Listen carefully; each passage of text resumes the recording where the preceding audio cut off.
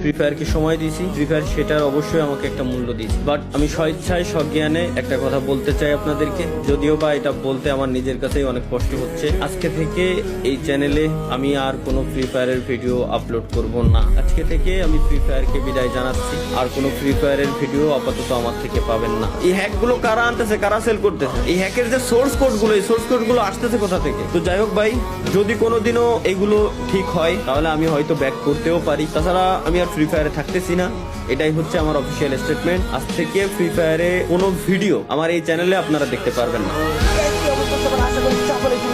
তো বন্ধুরা, আজকে দেখা হচ্ছে দুনিয়ার সব থেকে সিক্রেট প্লেস। তো সিক্রেট প্লেসের জন্য অবশ্যই ফ্যাক্টরির উপরে গিয়ে গোলালের উপরে উঠলাম এন্ড ওই পারে আসলাম। এটাই হচ্ছে দুনিয়ার সব থেকে সিক্রেট প্লেস।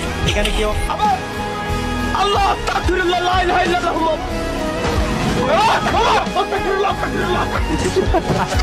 লাস্ট আমি একা সামনের দিকে গেল